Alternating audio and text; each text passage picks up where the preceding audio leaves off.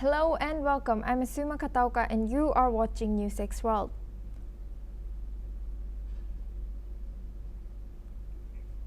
US President Donald Trump and other world leaders have arrived in Canada for the G7 summit, where the intensifying Iran-Israel conflict is expected to top the agenda. On the sidelines of the summit, Canadian Prime Minister also met with British Prime Minister Keir Starmer, Australian Prime Minister Anthony Albanese, South African President Cyril Ramaphosa, and the German Chancellor Friedrich Merz. With Starmer, Carney is said to have discussed the tensions in West Asia and their support for Ukraine. They also announced further collaboration on trade and technology. They also agreed to strengthen defense cooperation. Ramaphosa and Carney are said to have agreed to enhance economic cooperation between the two states, with Australian Prime Minister Albanese furthering partnerships on critical minerals was discussed.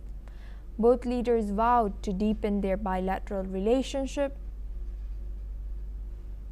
Meanwhile, at a press briefing, European Commission President Ursula von der Leyen urged members to resist protectionist trade moves as the summit got underway. Now we have guests joining us for this topic. Adrian Calamel is a terror scholar joining us live from New York, US. Thank you for joining us today. Welcome to NewsX World. What should G7 leaders prioritize going forward? Is it de-escalation, diplomacy, or preparing for potential terror fallout from this new phase of the conflict? Good morning to you, Asuma, and thank you for having me on the show. Good morning to your viewers. I think we all need to take a look at who's at this meeting, the European leaders, as well as the United States, and then look at the actions, what's going on with Israel vis-a-vis the nuclear program. And what Israel is doing right now is doing something that none of the European leaders had the political will to do, nor did they want to do. There has been diplomacy for years. There has been, the U.S. has tried every single method possible to try and bring the Islamic Republic in line with on their nuclear program. But it's clear that we're reaching at a point where they were close to militarization, months away, and we did not want to see another Pakistan. So I think that's why you've seen a rather muted response from world leaders, and also the fact that Israel, you have to look at their operations. They're not firing ballistic missiles into civilian populations. They control the skies right now. So they're using a combination of their Air Force and then Mossad teams on the ground to carry out these operations. They're very targeted. First wave was against the nuclear facilities.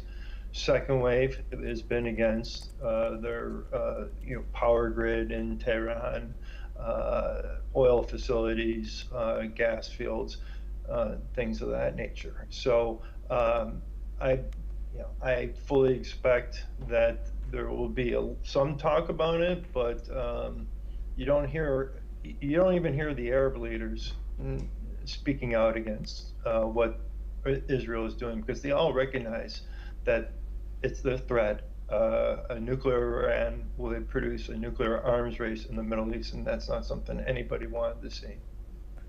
And that brings us to another question. Does Iran's response to Israel mark a shift from proxy-based retaliation to more direct confrontation, and what are the risks of that change?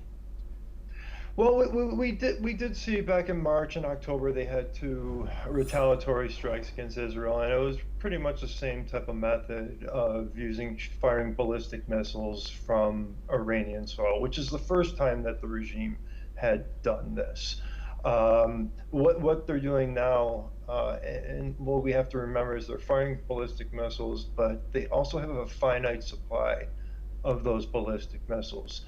And they don't have the ability to use Hezbollah as a foil against Israel as they had in the past, because over the last since October 7th, October 8th, actually, Israel has taken that threat off the board for the most part, at least in a retaliatory response. I would say one of the areas that should be a concern as far as proxies go is Iraq. We haven't seen much action from the proxies in Iraq, and there are quite a few of them.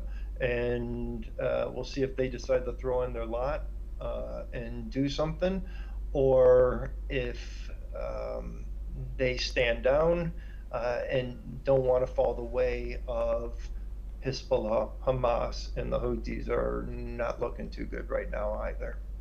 And Adrian, now I want to expand on to diplomatic front with Keir Starmer, Trump, and Netanyahu all involved. Can this G7 summit realistically de-escalate tensions, or is it too little or too late? Yeah, it's too little, too late. This nuclear program has been going on since 1992. They've been working at this for a long time, and there's been moves to block things over the years, and it resulted in a terror attack, 2 terror attacks in Argentina. There was an assassination plot in Washington, D.C. to blow up the Saudi ambassador. We've used all sorts of incentives, but what you saw was really Trump really had a clear goal from his first term, and it was that they could not enrich and they could not reprocess. Then when he came back into office, he had settled a bunch of things, but then he put the Islamic Republic on a 2-month or 60-day window. And really, if you look at that window, it's more connected to the Islamic republics, how close they were to the weaponization or militarization of a nuclear weapon, and then it becomes very difficult to stop the proliferation of it. So I don't expect a diplomatic outcome, and we have to keep in the back of our mind that the U.S. is working with Israel on this. We may not be involved militarily with kinetic action, but we are intercepting things, drones specifically, and our THAAD systems are helping with the ballistic missiles. And also, Khamenei has been put on notice not to do anything with the United States, or else there will be severe repercussions. And now, Adrian, taking that point further, how do Trump's veto of the Israeli assassination plan and his broader unpredictability affect strategic coordination within the G7? Yeah, that's a very interesting one, and that came out today in an interview, and it leaked through a couple of people. And part of me wants to say that might have been messaging, that it might have been another message to Khamenei that, listen, this is your last chance. Get back to the table. Give up everything. You lost most of your nuclear facilities. We want to get into Fordo, which is the one that they probably haven't been able to penetrate. Dismantle that. These are your options. So there is a diplomatic track if Khamenei wants to take it, but he does and has always viewed the nuclear program as critical to the survival of his regime, and he's very good at making tactical retreats. But I don't know much farther he can retreat, because I don't know if I believe that Israel is going to finish the job. And we also have to look at the Iranian population. We're talking about 90 million people here who have been held, it's been a brutal regime oppression over the people. And even with elements in the IRGC, you're going to start seeing defections in the lower level and the middle level, people that just enter into the ranks just to make a living, but don't believe in the absolute brutality that they've unleashed on their population. So I expect to see some defections, and we have to remember that I would say 95% to 96%, 97% of this population does not want this regime to stay in power. They've just never had the means to really kind of topple it. And now, according to you, are we witnessing the beginning of a new G7 realignment on one where global power balances are being tested more openly?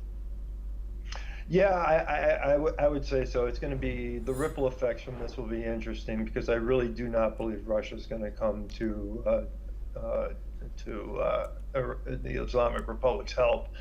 And it also the fact that if the regime does fall and you do have a free and democratic Iran, it's going to be aligned with countries such as India, Israel, United States, and it's also going to hurt China because that's where China gets a lot of its global oil supply from. It's from the Islamic Republic on the black market in illicit oil sales.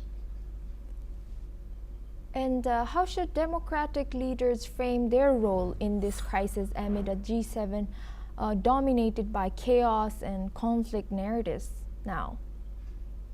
Well, I would say, the sorry fact of it is that a lot of this was the fruits of failed policies under Obama and Biden, especially related to the nuclear program. We saw the Ukraine war start, Ukraine-Russia start on Biden's watch. So, Trump came into office having to clean up a lot of mess. The JCPOA, people don't realize this, but really all it did was just kind of push the date down the road to where we are, where the regime would have a nuclear weapon, even though there were mechanisms in place supposedly to make sure that didn't happen. It did happen. None of those mechanisms are triggered at the UN, such as snapback measurements, and they were just allowed to proceed to the bomb. And they have, even during this 60-day window, there was significant move towards militarizing. And before we move on, can democratic leaders in G7 afford to appear too critical of Israel right now, or is silence a bigger political risk back at home? If I was a Democrat, I would basically stay quiet on this one. They've been on the wrong side of foreign policy issues for quite a long time here. The whole lead from behind strategy did not work. Taking a completely defensive posture, or even trying to rebalance the Middle East in favor of the Islamic Republic was a strategic mistake. And these are all Democrat policies. So I think we're starting to see a rebalancing in the Middle East, at least, where it's starting to look like, the Republican policies weren't great either. Let me be clear about that. The whole state building mission, what we did in Iraq, that was not good either. But we're starting to see a more pragmatic approach, and at least I think we're starting to learn some from some of our foreign policy mistakes. At least I hope so. It looks like we are here. Thank you very much. Thank you very much, and Adrian Calamel, for joining us and sharing your expertise with us and our audience. Now we move on to our next story. Loud explosions